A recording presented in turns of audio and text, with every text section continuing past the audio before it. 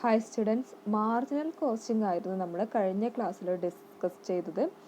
Okay, ഇന്ന് നമ്മൾ discuss ചെയ്യാനായിട്ട് പോകുന്നത് മാർജിനൽ കോസ്റ്റിങ്ങിലെ തന്നെ മെർജ്ഡ് പ്ലാൻസ് എന്നുള്ള break even of merged plants എന്നുള്ള ടോപ്പിക്കാണ്. ഓക്കെ, എന്താണ് മെർജ്ഡ് പ്ലാൻസ് എന്ന് പറഞ്ഞാൽ, ഇവിടെ പ്ലാൻസ് എന്നുള്ളതുകൊണ്ട് എന്താണ് മീൻ ചെയ്യുന്നത്? ഓർഗനൈസേഷൻസ് അല്ലെങ്കിൽ ഫേംസ് ആണ്. So 2 or more firms merge ചെയ്യുന്ന സമയത്ത് അതിൻ്റെ composite break even point, composite P V ratio, അതൊക്കെ എങ്ങനെയാണ് കണ്ടുപിടിക്കുന്നത്? അതാണ് നമ്മളിവിടെ ഡിസ്കസ് ചെയ്യാനായിട്ട് പോകുന്നത്. ഓക്കെ, സോ നമുക്ക് ഇൻഡിവിജ്വൽ പ്ലാന്റിൻ്റെ അല്ലെങ്കിൽ ഇൻഡിവിജ്വൽ ഓർഗനൈസേഷൻ്റെ, ഇൻഡിവിജ്വൽ ഫേംസിൻ്റെ ബ്രേക്ക് ഇവൻ പോയിന്റും അതുപോലെ സെയിൽസും അതുപോലെ തന്നെ വാരിയബിൾ കോസ്റ്റും ഒക്കെ തന്നു കഴിഞ്ഞാൽ നമുക്ക് ഇൻഡിവിജ്വൽ ഫേമിൻ്റെ പി വി റേഷ്യോയും അതുപോലെ തന്നെ അതിൻ്റെ ബ്രേക്ക് ഇവൻ പോയിന്റ് ഒക്കെ കണ്ടുപിടിക്കാൻ അറിയാം. നമുക്ക് ഇക്വേഷൻ ജസ്റ്റ് അപ്ലൈ ചെയ്താൽ മതി അല്ലേ. പക്ഷേ അത്തരത്തിൽ 2 ഫേംസിൻ്റെ പി വി റേഷ്യോ കിട്ടിക്കഴിഞ്ഞാൽ നമ്മൾ എങ്ങനെയാണ് കോമ്പോസിറ്റ് പി വി റേഷ്യോ കണ്ടുപിടിക്കുന്നത്, അതുപോലെ കോമ്പോസിറ്റ് ബ്രേക്ക് ഇവൻ പോയിന്റ് എങ്ങനെയാണ് കണ്ടുപിടിക്കുന്നത്, അതാണ് നമ്മളിവിടെ ഡിസ്കസ് ചെയ്യുന്നത്. ഓക്കെ, സോ നമ്മൾ ആദ്യം അതിനെന്ത് ചെയ്യണം? ഓരോ ഇൻഡിവിജ്വൽ പ്ലാന്റിൻ്റെയും കപ്പാസിറ്റി 100% കൺവേർട്ട് ചെയ്യണം. നിങ്ങൾ ആദ്യം ഇത്തരത്തിലൊരു ക്വസ്റ്റ്യൻ കിട്ടിക്കഴിഞ്ഞാൽ ആദ്യം നിങ്ങൾ ചെക്ക് ചെയ്യേണ്ടത് എന്താണ്? ഈ ഇൻഡിവിജ്വൽ പ്ലാന്റിൻ്റെ കപ്പാസിറ്റി 100%ആണോ എന്നുള്ളത് നോക്കുക. അല്ലെങ്കിൽ അതെന്തിലേക്ക് കൺവേർട്ട് ചെയ്യുക? 100%ലേക്ക് കൺവേർട്ട് ചെയ്യുക. 100%ലേക്ക് കൺവേർട്ട് ചെയ്യുന്ന സമയത്ത് സെയിൽസ് മാറും. ഓക്കെ, 60%ലാണ് അത് റൺ ചെയ്യുന്നതെങ്കിൽ 100%ലേക്ക് കൺവേർട്ട് ചെയ്യുന്ന സമയത്ത് അതിൻ്റെ സെയിൽസ് എന്ത് ചെയ്യും? ഇൻക്രീസ് ചെയ്യും. സെയിൽസ് മാറും, വാരിയബിൾ കോസ്റ്റ് മാറും, കോൺട്രിബ്യൂഷൻ മാറും. Okay, so P V ratio മാറും, ബി ഇ പി മാറും, അങ്ങനെ. ഓക്കെ, സോ 100%ലേക്ക് ഇൻഡിവിജ്വൽ പ്ലാനിൻ്റെ കപ്പാസിറ്റി ചേഞ്ച് ചെയ്യുക എന്നുള്ളതാണ് ആദ്യമായിട്ട് ചെയ്യേണ്ടത്. ഓക്കെ, അതിനുശേഷം ഇൻഡിവിജ്വൽ ഫേംസിൻ്റെ പി വി റേഷ്യോയും ബ്രേക്ക് ഇവൻ പോയിന്റും കണ്ടുപിടിക്കണം. ഓക്കെ, എങ്ങനെയാണിത് എന്നുള്ളത് നമുക്കൊരു ക്വസ്റ്റ്യനിലൂടെ ചെയ്തു നോക്കാം. ജസ്റ്റ് അതിൻ്റെ തിയറി നോക്കാം. After merging 2 plants, we may be asked to find the BEP of such merged plants. Okay, the cost and sales details of individual plants at their respective 100% capacity from the basis for such a BEP. Capacity form the basis for such a BEP. Thus, cost and sales for each plant at 100% capacity is ascertained first, and then BEP for merged plant is determined from total fixed and variable cost and total sales. If after merged fixed and variable cost and or selling prices are changed, the BEP of merged plant also get changed. Okay, so മെർജിങ്ങിന് ശേഷം fixed കോസ്റ്റിലും വാരിയബിൾ കോസ്റ്റിലും അല്ലെങ്കിൽ selling പ്രൈസിലൊക്കെ difference വരുന്നുണ്ടെങ്കിൽ automatically എവിടെയും change വരും? ബ്രേക്ക് ഇവൻ പോയിന്റ്, മെർജ്ഡ് പ്ലാന്റിൻ്റെ ബ്രേക്ക് ഇവൻ പോയിന്റിലും ചേഞ്ച് വരും. ഓക്കെ, എങ്ങനെയാണെന്ന് നോക്കാം. There are 2 plants manufacturing the same product under one corporate management which decide to merge them. Following particulars are available regarding the 2 plant. Okay, 2 plant ആണുള്ളത്. Plant 1 ഉണ്ട്, plant 2 ഉണ്ട്. Okay, ഇതെന്താണ്? Same മാനേജ്മെൻറ്റിൻ്റെ അണ്ടറിൽ എന്താണ് work ചെയ്യുന്ന 2 institutions ആണ്. Same product ആണ് അവർ manufacture ചെയ്യുന്നത്. അവർ തമ്മിൽ എന്ത് ചെയ്യാൻ പോവുകയാണ്? മെർജ് ചെയ്യാൻ പോവുകയാണ്. Plant 1 plant 2. കുറച്ച് ഡീറ്റെയിൽസ് തന്നിട്ടുണ്ട്. കപ്പാസിറ്റി യൂട്ടിലൈസേഷൻ നോക്കാം. പ്ലാന്റ് 1 100%, then plant 2 60% ഉള്ളൂ. So we have to convert it to 100% first. Okay, then what about sales? Plant 1ൻ്റെ കേസിൽ 600 lakh, plant 2 240 lakh. Variable cost 440 lakh, then plant 2 180 lakh. Fixed cost 80 lakh and 40 lakh respectively. Okay, question എന്താണ്? You are required to calculate for the consideration of the board of directors what would be the capacity of the merged plant to be operated for break even. So നമ്മൾ ആദ്യം എന്ത് കണ്ടുപിടിക്കണം? Merged പ്ലാന്റിൻ്റെ break ഇവൻ കണ്ടുപിടിക്കണം. Break even കണ്ടുപിടിച്ചിട്ട് വേണം എന്ത്? അതിൻ്റെ കപ്പാസിറ്റി, ബ്രേക്ക് ഇവൻ പോയിന്റിൽ അതിൻ്റെ കപ്പാസിറ്റി കണ്ടുപിടിക്കണം. സോ ആദ്യം ബ്രേക്ക് ഇവൻ പോയിന്റ്, മെർജ്ഡ് പ്ലാന്റിൻ്റെ ബ്രേക്ക് ഇവൻ പോയിന്റ് കണ്ടുപിടിക്കണം. Then second question, what would be the profitability on working at 75% of the merged capacity. Okay, merged പ്ലാന്റിൻ്റെ കപ്പാസിറ്റി 75% വർക്ക് ചെയ്യുന്ന സമയത്ത് എത്രയാണ് പ്രോഫിറ്റബിലിറ്റി? ഇവിടെ അത് ശ്രദ്ധിക്കുക, പ്രോഫിറ്റ് എത്രയാണെന്നുള്ളതല്ല ക്വസ്റ്റ്യൻ, പ്രോഫിറ്റബിലിറ്റി എത്രയാണെന്നുള്ളതാണ് ക്വസ്റ്റ്യൻ. സോ നമുക്ക് ആദ്യം എന്ത് കണ്ടുപിടിക്കേണ്ടി വരും? 75%-ൽ മെർജ്ഡ് പ്ലാന്റിൻ്റെ പ്രോഫിറ്റ് കണ്ടുപിടിച്ചിട്ട് അതിനെ പ്രോഫിറ്റബിലിറ്റിയിലേക്ക് കൺവേർട്ട് ചെയ്യുന്നതിന് വേണ്ടിയിട്ട് ആ പ്രോഫിറ്റ് സെയിൽസിൻ്റെ എത്ര പെർസെൻറ്റേജ് ആണ് എന്നുള്ളത് കണ്ടുപിടിക്കണം. ഓക്കെ, അത്രയാണ് ഇവിടെ ചെയ്യാനുള്ളത്. ഇനി എങ്ങനെയാണ് ഇതിൻ്റെ സൊല്യൂഷനിലേക്ക് കടക്കാം നമുക്ക്.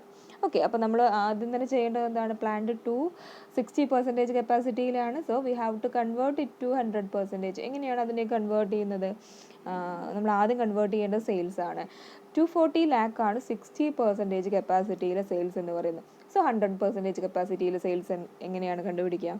100% കപ്പാസിറ്റിയിലെ സെയിൽസ് എന്ന് പറയുന്നത് ഈ 240 എന്ന് പറയുന്നത് എന്തിൻ്റെയോ 60% ആണ് അല്ലേ? സോ അതിൻ്റെ 100% എങ്ങനെയാണ് കണ്ടുപിടിക്കുക? 100/60 ചെയ്താൽ മതി. ഓക്കെ, സോ എത്ര കിട്ടും? 400 lakh. 400 lakh ആണ് പ്ലാന്റ് 2വിൻ്റെ 100% കപ്പാസിറ്റിയിലെ സെയിൽസ് എന്ന് പറയുന്നത്. സോ ഇതേ മോഡൽ നമുക്ക് എന്തും കണ്ടുപിടിക്കണം? വാരിയബിൾ കോസ്റ്റും കണ്ടുപിടിക്കണം. 180 lakh ആണ് വാരിയബിൾ കോസ്റ്റ് എന്ന് പറയുന്നത് പ്ലാന്റ് 2വിൻ്റെ 60% കപ്പാസിറ്റിയിൽ. സോ 100% കപ്പാസിറ്റിയിൽ എത്രയായിരിക്കും? 180 × 100/60 എത്ര കിട്ടും? 300 lakh എന്ന് കിട്ടും. ഓക്കെ, സോ കോൺട്രിബ്യൂഷൻ എത്ര കിട്ടും അപ്പം? 100 lakh. 400 lakh minus 300 lakh, 100 lakh ആണ് എന്ത് കിട്ടുന്നത്? കോൺട്രിബ്യൂഷൻ കിട്ടുന്നത്. അതിൽ നിന്ന് ഫിക്സ്ഡ് കോസ്റ്റ് മൈനസ് ചെയ്യുക. 40 lakh ഫിക്സ്ഡ് കോസ്റ്റ് മൈനസ് ചെയ്ത് കഴിഞ്ഞാൽ നമുക്ക് എന്ത് കിട്ടും നോക്കാം. പറഞ്ഞ കാര്യം തന്നെയാണ്. നമ്മൾ 100% capacity plant 1, plant 2, then total കാണുന്നത് ഈ കോളം എന്തിനാണ് നമ്മൾ കാണുന്നത്? മെർജ്ഡ് പ്ലാന്റിൻ്റെ കപ്പാസിറ്റി കണ്ടുപിടിക്കുന്നതിന് വേണ്ടിയിട്ടാണ്. മെർജ്ഡ് പ്ലാന്റിൻ്റെ പ്രോഫിറ്റബിലിറ്റി, കോൺട്രിബ്യൂഷന്, profit, break even point, PV ratio, profitability അതൊക്കെ കണ്ടുപിടിക്കുന്നതിന് വേണ്ടിയിട്ടാണ് നമ്മൾ ഈ ടോട്ടൽ കോളം ഇതിൽ വെച്ചിട്ടുള്ളത്. ഓക്കെ, പ്ലാന്റ് 1ൻ്റെ ഡീറ്റെയിൽസ് നമുക്ക് ഡയറക്റ്റായിട്ട് ക്വസ്റ്റ്യനിൽ തന്നിട്ടുണ്ട്. സോ നമ്മളത് എടുത്തെഴുതി. സെയിൽസ് 600 lakh ആണ്. അതുപോലെ വാരിയബിൾ കോസ്റ്റ് 440 lakh ആണ്. സോ കോൺട്രിബ്യൂഷൻ എത്ര കിട്ടും? 600 - 440 160 lakh. Less fixed cost 80 lakh. Profit എത്ര കിട്ടി? 80 lakh എന്ന് കിട്ടി. ഇനി ഈ പ്ലാന്റ് 2വിനെ നമ്മളിപ്പോൾ കണ്ടുപിടിച്ചു അല്ലേ? സെയിൽസ് എത്രയാണ്? 400 lakh ആണെന്ന് കണ്ടുപിടിച്ചു. വാരിയബിൾ കോസ്റ്റ് 300 lakh ആണെന്ന് കണ്ടുപിടിച്ചു. കോൺട്രിബ്യൂഷൻ 100 lakh ആണ്. Less fixed cost 40 lakh. So profit നമുക്ക് എത്ര കിട്ടി? 60 lakh കിട്ടി. ഇനി ഈ ടോട്ടൽ കോളം എങ്ങനെയാണ് ചെയ്യുക? ടോട്ടൽ കോളം ചെയ്യാൻ ഒന്നുമില്ല. പ്ലാന്റ് 1 പ്ലസ് പ്ലാന്റ് 2 ചെയ്താൽ മതി. സോ ടോട്ടൽ സെയിൽസ് എന്ന് പറയുന്നത് എത്രയാണ്? 600 lakh plus 400 lakh, that is 1000 lakh. Okay, total variable cost എത്രയാണ്? 440 lakh പ്ലസ് 300 lakh എത്ര കിട്ടും? 740 lakh. സോ ടോട്ടൽ കോൺട്രിബ്യൂഷൻ ഒന്നുകിൽ നമുക്കിത് ആഡ് ചെയ്യാം. 160 lakh പ്ലസ് 100 lakh ആഡ് ചെയ്താലും, അല്ലെങ്കിൽ 1000 lakh നിന്ന് 740 lakh ലെസ് ചെയ്താലും, അതായത് സെയിൽസ് നിന്ന് വാരിയബിൾ കോസ്റ്റ് ലെസ് ചെയ്താലും നമുക്ക് സെയിം എമൗണ്ട് ആണ് കിട്ടുക. എത്രയാണ് കിട്ടുക? 260 lakh ആണ് കോൺട്രിബ്യൂഷൻ. ലെസ് ഫിക്സ്ഡ് കോസ്റ്റ് കാണുന്നത് എങ്ങനെയാണ്? പ്ലാന്റ് 1ൻ്റെയും പ്ലാന്റ് 2വിൻ്റെയും ഫിക്സ്ഡ് കോസ്റ്റിൻ്റെ ടോട്ടലാണ് എന്തെന്ന് പറയുന്നത്? മെർജ്ഡ് പ്ലാന്റിൻ്റെ ഫിക്സ്ഡ് കോസ്റ്റ് എന്ന് പറയുന്നത്. That is 120 lakh. സോ നമുക്ക് പ്രോഫിറ്റ് എത്ര കിട്ടും അപ്പം? 260 lakh നിന്ന് 120 lakh മൈനസ് ചെയ്ത് കഴിഞ്ഞാൽ പ്രോഫിറ്റ് എത്ര കിട്ടും? 140 lakh ആണ് പ്രോഫിറ്റ് എന്ന് പറയുന്നത്. ഓക്കെ, ഇനി നമുക്ക് ഫസ്റ്റ് ക്വസ്റ്റ്യനിലേക്ക് കിടക്കാം. ഫസ്റ്റ് ക്വസ്റ്റ്യൻ എന്തായിരുന്നു? ഫസ്റ്റ് ക്വസ്റ്റ്യൻ എന്തായിരുന്നു? കപ്പാസിറ്റി കാണാം. മെർജ്ഡ് പ്ലാന്റിൻ്റെ ബ്രേക്ക് ഇവൻ പോയിന്റ് കാണണം. എന്നിട്ട് വേണം അതിൻ്റെ കപ്പാസിറ്റി കാണാനായിട്ട്. സോ മെർജ്ഡ് പ്ലാന്റിൻ്റെ ബ്രേക്ക് ഇവൻ പോയിന്റ് എങ്ങനെ കാണാം? അതിന് നമുക്ക് ഇൻഡിവിജ്വൽ പ്ലാന്റിൻ്റെ ബ്രേക്ക് ഇവൻ പോയിന്റ് കിട്ടണം. ഓക്കെ, ബ്രേക്ക് ഇവൻ പോയിന്റ് കിട്ടണം എന്നുണ്ടെങ്കിൽ നമ്മൾക്ക് എന്ത് കാണേണ്ടി വരും? PV റേഷ്യോ കാണേണ്ടി വരും. Break even point in rupees. Okay, PV ratio കാണേണ്ടി വരും. PV റേഷ്യോ കാണാനുള്ള ഇക്വേഷൻ എന്തായിരുന്നു?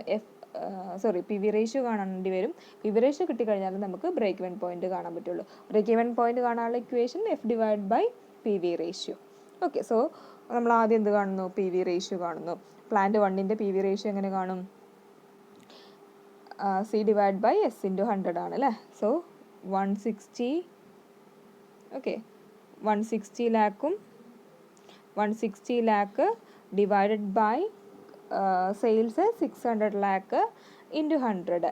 സോ പ്ലാന്റ് 1ൻ്റെ PV റേഷ്യോ എത്ര കിട്ടി? 26.67%. അങ്ങനെ പ്ലാന്റ് 2വിൻ്റെ പി വി റേഷ്യോ കാണണം. എങ്ങനെയാണ് കാണുക? സി ബൈ എസ് ഇൻറ്റു 100 അല്ലേ. 100 ലാക്കാണ് സി എന്ന് പറയുന്നത്, 400 ലാക്കാണ് എസ് എന്ന് പറയുന്നത്. സോ 100 ഡിവൈഡ് ബൈ 400 ഇൻറ്റു 100, 25% ആണ് പ്ലാന്റ് 2വിൻ്റെ P V ratio. So total P V ratio എങ്ങനെ കാണുക?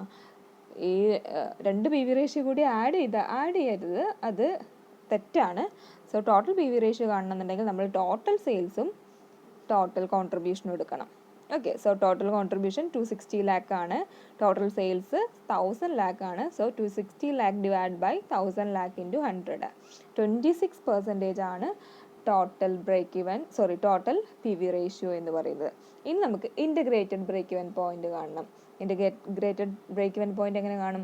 F divided by integrated P V ratio അല്ലെങ്കിൽ total P V ratio. Okay, F എന്ന് പറയുന്നത് ടോട്ടൽ ഫിക്സ്ഡ് കോസ്റ്റ് എത്രയാണ്? ഈ ടോട്ടൽ കോളത്തിൽ നമ്മൾ എഴുതിയുള്ള ഫിക്സ്ഡ് കോസ്റ്റ് ആണ് എടുക്കേണ്ടത്, 120 ലാക്ക് ആണ്. So 120 divided by integrated B E P എത്രയാണ്? അല്ലെങ്കിൽ ടോട്ടൽ പി വി റേഷ്യോ അല്ലെങ്കിൽ ഇൻ്റഗ്രേറ്റഡ് പി വി റേഷ്യോ എത്രയാണ്? 26% ആണ്. സോ 120 ഡിവൈഡഡ് ബൈ 26% എത്ര കിട്ടും? ഇൻ്റഗ്രേറ്റഡ് ബി ഇ പി 461.5 ലാക്കാണ് ഇൻ്റഗ്രേറ്റഡ് ബി ഇ പി കിട്ടുക. ഓക്കെ, ഇനി നമുക്ക് കാണേണ്ടത് നമ്മളെ ക്വസ്റ്റ്യൻ എന്ന് പറയുന്നത് ഈ ബ്രേക്ക് ഇവൻ പോയിന്റിൽ 460.5 ലാക്ക് എന്നുള്ള ബ്രേക്ക് ഇവൻ പോയിന്റിൽ കപ്പാസിറ്റി ആണ് കാണേണ്ടത്. അതെങ്ങനെയാണ് കാണുക? സോ ഇവിടെ ശ്രദ്ധിക്കുക, നമുക്കിവിടെ ഈ ഒരു ഫേമിൻ്റെ ടോട്ടൽ നമ്മൾ എടുത്തിട്ടുള്ളത് 100% കപ്പാസിറ്റിയിലാണ് നമ്മൾ എടുത്തിട്ടുള്ളത് അല്ലേ. ഓക്കെ, സോ 100% കപ്പാസിറ്റിയിൽ അതിൻ്റെ സെയിൽസ് എന്ന് പറയുന്നത് എത്രയാണ്?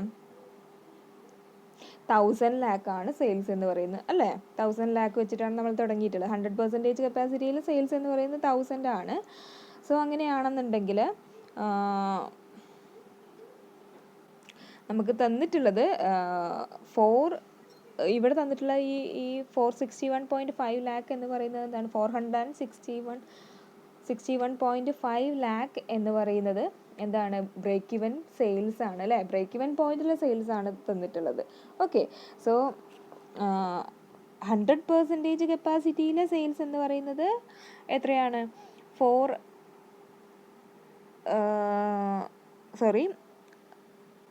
100% കപ്പാസിറ്റിയിൽ സെയിൽസ് എന്ന് പറയുന്നത് എത്രയാണ്? 1000 ലാക്കാണ് സെയിൽസ് എന്ന് പറയുന്നത്. സോ 461.5 ലാക്ക് സെയിൽസിലെ കപ്പാസിറ്റിയാണ് നമ്മളോട് കണ്ടുപിടിക്കാൻ പറ്റുള്ളത്. എങ്ങനെ കണ്ടുപിടിക്കുക? അതായത് ശ്രദ്ധിക്കുക, 1000 ലാക്കാണ് എന്തെന്ന് പറയുന്നത്? 100% കപ്പാസിറ്റിയിലെ സെയിൽസ് എന്ന് പറയുന്നത്. ഓക്കെ, ഇനി നമുക്ക് നമ്മളോട് കണ്ടുപിടിക്കാൻ പറ്റുള്ളത് 461.5 ലാക്ക് എന്ന് പറയുന്ന സെയിൽസ് കിട്ടണമെന്നുണ്ടെങ്കിൽ എത്ര പെർസെൻറ്റേജ് ഓഫ് കപ്പാസിറ്റിയിൽ പ്ലാന്റ് വർക്ക് ചെയ്യണം, അതാണ് കണ്ടുപിടിക്കേണ്ടത്. സോ എങ്ങനെയാണ് കണ്ടുപിടിക്കുക? 100 ഡിവൈഡഡ് ബൈ 1000 ഇൻറ്റു 461.5. ഓക്കെ, അത് ചെയ്ത് കഴിഞ്ഞാൽ 461.5 ലാക്ക് സെയിൽസ് കിട്ടണമെങ്കിൽ ഏത് പെർസെൻറ്റേജ് ഓഫ് കപ്പാസിറ്റിയിൽ വർക്ക് ചെയ്യണം എന്നുള്ളത് കിട്ടും. എത്രയാണ് അത് കിട്ടിയിട്ടുള്ളത്? 100 divide by 1000 into 461.5 equals to 46.15%. So ഈ ഒരു മെർജ്ഡ് പ്ലാന്റ് 46.15% കപ്പാസിറ്റിയിൽ വർക്ക് ചെയ്യുമ്പോഴാണ് അതിന് ബ്രേക്ക് ഇവൻ സെയിൽസ് ആയിട്ട് എത്ര കിട്ടുന്നത്? 461.5 ലാക്ക് സെയിൽസ് കിട്ടുന്നത്. ഓക്കെ, ഇനി that's all about question number A. Okay, ഇനി ക്വസ്റ്റ്യൻ നമ്പർ ബി നോക്കൂ. പ്രോഫിറ്റബിലിറ്റിയാണ്. 75% മെർജ്ഡ് കപ്പാസിറ്റിയിലെ പ്രോഫിറ്റബിലിറ്റി കണ്ടുപിടിക്കണം. സോ നമുക്ക് അറിയാം, ഇവിടെ നമുക്ക് പ്രോഫിറ്റ് നമുക്ക് കിട്ടിയിട്ടുണ്ട്. 100% കപ്പാസിറ്റിയിലെ പ്രോഫിറ്റ് നമുക്ക് കിട്ടിയിട്ടുണ്ട്. എത്രയാണ്?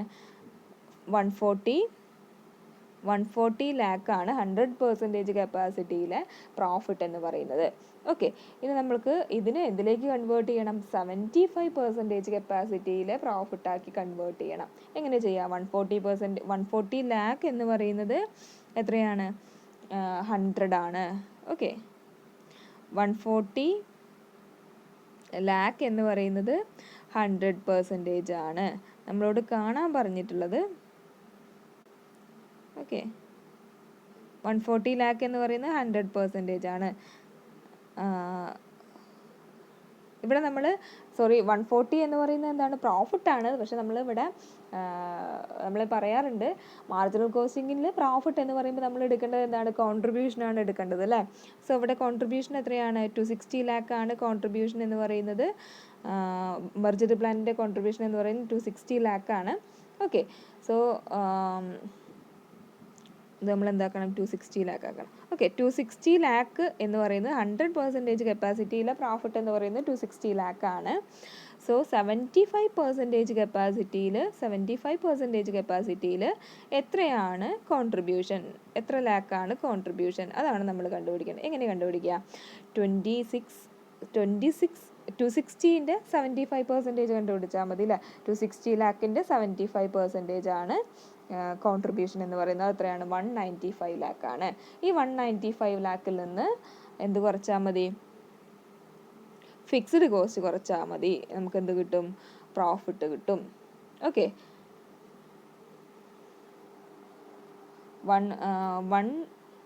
ഫിക്സ്ഡ് കോസ്റ്റ് എത്രയാണ്, 120 ലാക്കാണ് ഫിക്സ്ഡ് കോസ്റ്റ് എന്ന് പറയുന്നത്.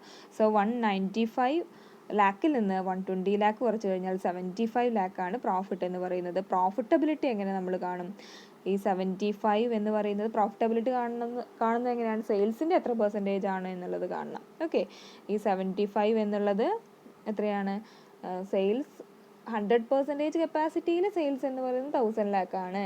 സോ 75% കപ്പാസിറ്റിയിലെ സെയിൽസ് എത്രയായിരിക്കും, 750 ലാക്കായിരിക്കും.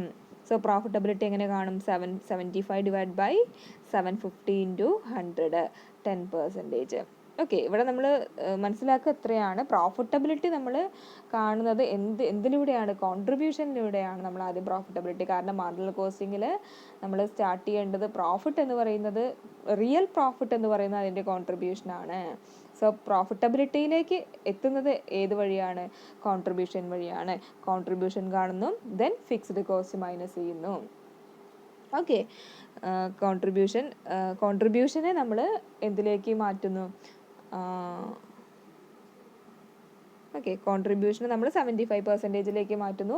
അതിൽ നിന്ന് നമ്മൾ ഫിക്സ്ഡ് കോസ്റ്റ് കുറച്ചിട്ടാണ് നമ്മൾ പ്രോഫിറ്റിലേക്ക് എത്തുന്നത്. ദെൻ ആ പ്രോഫിറ്റ് സെയിൽസിൻ്റെ എത്ര പെർസെൻറ്റേജ് ആണെന്ന് കണ്ടുപിടിക്കുന്നത്, ദാറ്റ് ഈസ് പ്രോഫിറ്റബിലിറ്റി. പ്രോഫിറ്റബിലിറ്റി എത്ര കിട്ടി, 10% ആണെന്ന് കിട്ടി. ഓക്കെ,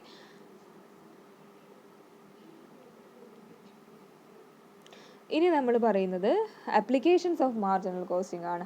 മാർജിനൽ കോസ്റ്റിങ്ങിൻ്റെ അപ്ലിക്കേഷൻസ് ആണ് പറയുന്നത്. വളരെ ഇമ്പോർട്ടൻ്റ് ആയിട്ടുള്ളതാണ്. ഏകദേശം 9ഓളം അപ്ലിക്കേഷൻസ് പറയുന്നുണ്ട്. നമുക്ക് 1 by 1 ആയിട്ട് ഡിസ്കസ് ചെയ്യാം. ഫസ്റ്റ് അപ്ലിക്കേഷൻ, അതായത് ഈ മാർജിനൽ കോസ്റ്റിംഗ് എന്ന് പറഞ്ഞാൽ തന്നെ നമ്മൾ മനസ്സിലാക്കേണ്ടതാണ് വാരിയബിൾ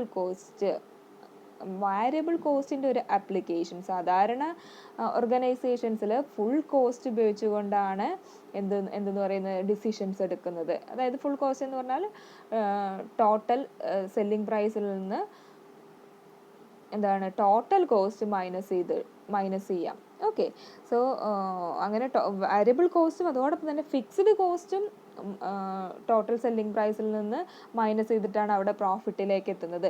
പക്ഷേ മാർജിനൽ കോസ്റ്റിങ്ങിൻ്റെ ഒരു കേസ് എന്ന് പറയുന്നത്, അവിടെ നമ്മൾ സെയിൽസിൽ നിന്ന് വാരിയബിൾ കോസ്റ്റ് ആണ് ആദ്യം മൈനസ് ചെയ്യുന്നത്. എന്നിട്ട് നമ്മൾ എത്തുന്ന ഫിഗറാണ് ഇതെന്ന് പറയുന്നത്, കോൺട്രിബ്യൂഷൻ എന്ന് പറയുന്നത്.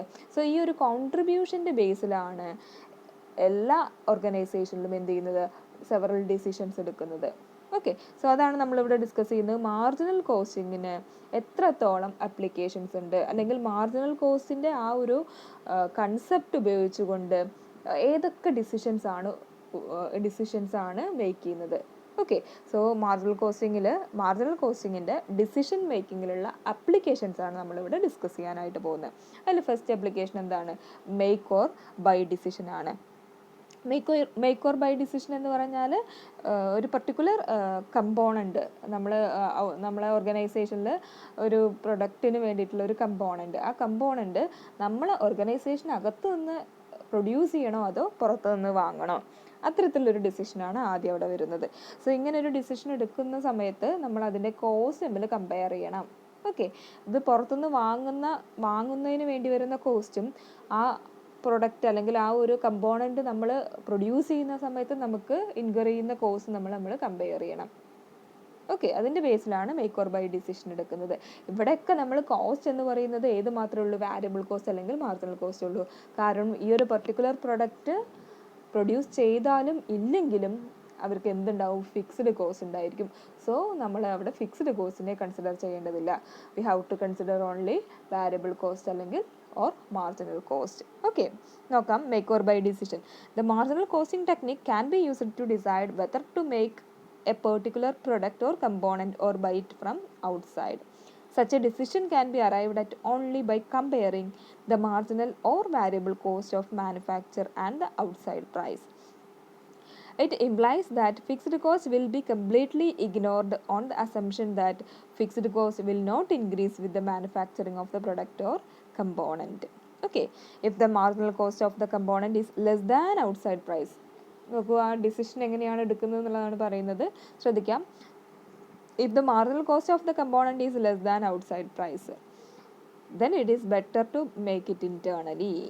ഓക്കെ, അതായത് ഈ കമ്പോണൻറ്റ് പ്രൊഡ്യൂസ് ചെയ്യുന്നതിന് വേണ്ടി വരുന്ന കോസ്റ്റ് എന്ന് പറയുന്നത്, മാർജിനൽ കോസ്റ്റ് എന്ന് പറയുന്നത് കുറവും പുറത്തുനിന്ന് ആ ഒരു കമ്പോണൻറ്റ് വാങ്ങുന്ന പ്രൈസിനെ അപേക്ഷിച്ച് ആ ഒരു പ്രൊഡക്റ്റ് പ്രൊഡ്യൂസ് ചെയ്യുന്നതിന് വേണ്ടിയിട്ടുള്ള മാർജിനൽ കോസ്റ്റ് കുറവാണെങ്കിൽ എന്താണ്, അത് നമ്മൾ പ്രൊഡ്യൂസ് ചെയ്യുകയാണ് നല്ലത്.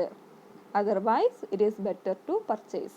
That is if the marginal cost of the component is higher than the purchase price, it is better to purchase from the market. Okay, വളരെ സിമ്പിളാണ്. ഒരു എക്സാമ്പിൾ കൂടി പറഞ്ഞു കഴിഞ്ഞാൽ ഒന്നുകൂടി ക്ലിയർ ആവും. Philips Limited find that while it costs 12.5 to make a component PS0055, the same is available in the market at 11.5 with an assurance of continued supply. The breakdown of the cost is material 5.5, labor 3.5, other variable 1, depreciation and other fixed cost 2.5, thus a total of 12.5. Okay, should you make or buy? Then second question, what would your decision if the suppliers offered the component at 9.7 each? So question എന്താണ്, ഒരു particular product, ഒരു component, എന്താണ് component PS0055 എന്നുള്ളൊരു component ആണ്.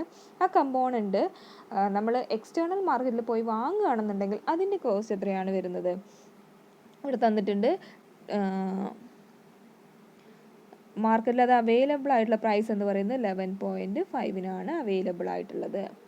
ഇനി നമ്മളത് produce ചെയ്യുകയാണെന്നുണ്ടെങ്കിൽ നമുക്ക് വരുന്ന ടോട്ടൽ കോസ്റ്റ് എന്ന് പറയുന്നത് 12.5 ആണ്. പക്ഷെ അതിൻ്റെ കമ്പോണൻസ് തന്നിട്ടുണ്ട്, അതിൻ്റെ ഒരു സ്ട്രക്ചർ എന്ന് പറഞ്ഞിട്ട് തന്നിട്ടുണ്ട്. ഓരോ കോസ്റ്റും എത്രയാണ് വരുന്നത്, break down of the cost തന്നിട്ടുണ്ട്.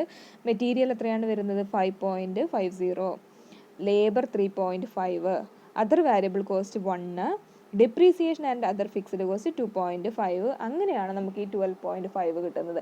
പക്ഷേ ഇവിടെ നമ്മൾ എന്ത് കൺസിഡർ ചെയ്യേണ്ട ആവശ്യമില്ല, ഫിക്സ്ഡ് കോസ്റ്റ് കൺസിഡർ ചെയ്യേണ്ട ആവശ്യമില്ല.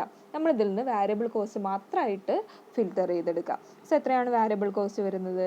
മെറ്റീരിയൽ കോസ്റ്റ് ആയിട്ടുള്ള 5.50 പ്ലസ് ലേബർ കോസ്റ്റ് ആയിട്ടുള്ള 3.5 പ്ലസ് അതർ വാരിയബിൾ കോസ്റ്റ് ആയിട്ടുള്ള 1. സോ ടോട്ടൽ മാർജിനൽ കോസ്റ്റ് എത്രയാണ്? 10 ആണ്. ഓക്കെ, ടോട്ടൽ മാർജിനൽ കോസ്റ്റ് 10 ആണ്. ദെൻ ഈ ഒരു, അതായത് നമ്മൾ ഇൻറ്റേർണലി പ്രൊഡ്യൂസ് ചെയ്യുകയാണെന്നുണ്ടെങ്കിൽ, ഈ കമ്പോണൻറ്റ് ഇൻറ്റേർണലി പ്രൊഡ്യൂസ് ചെയ്യുകയാണെന്നുണ്ടെങ്കിൽ നമുക്ക് വരുന്ന കോസ്റ്റ് എത്ര മാത്രമേ ഉള്ളൂ?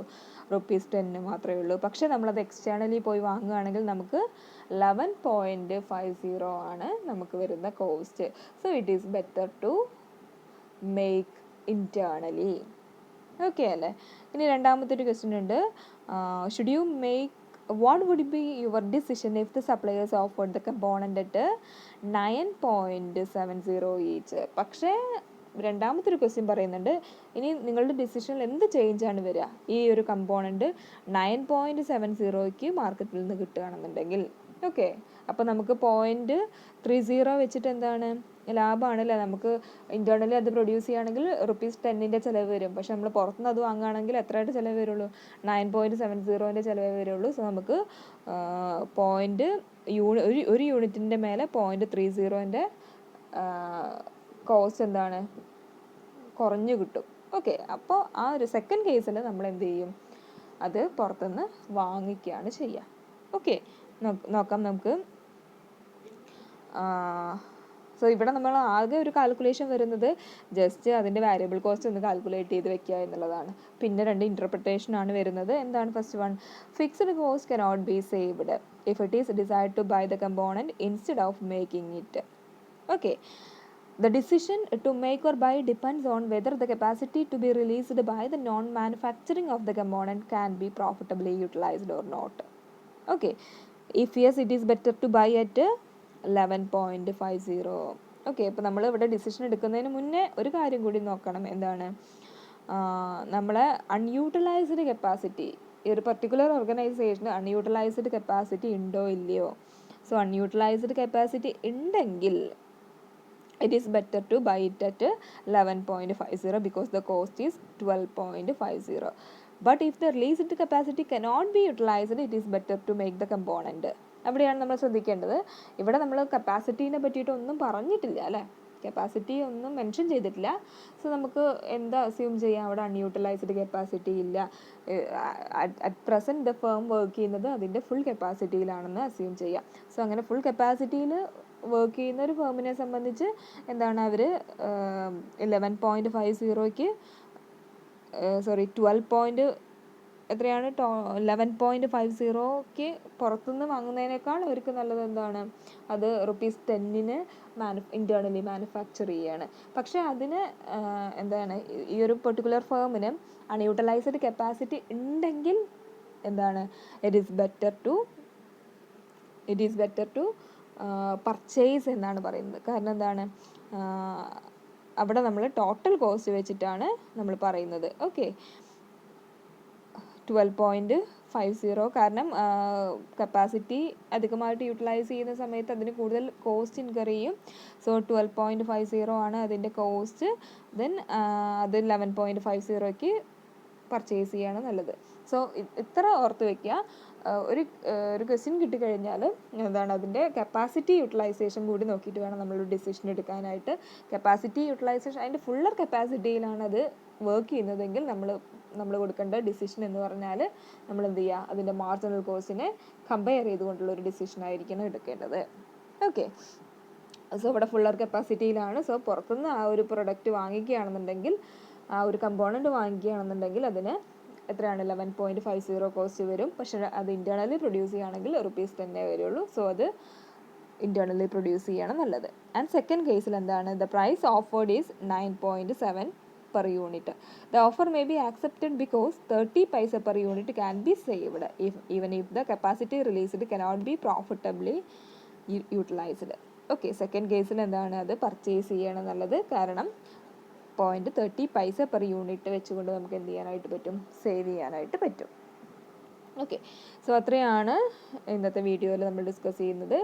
നെക്സ്റ്റ് മാർജിനൽ കോസ്റ്റിങ്ങിൻ്റെ അപ്ലിക്കേഷൻസ് തുടർന്നുള്ള വീഡിയോസിൽ ഡിസ്കസ് ചെയ്യാം. എന്തെങ്കിലും ഡൗട്ട്സ് ഉണ്ടെങ്കിൽ ചോദിക്കുക. Okay, thank you.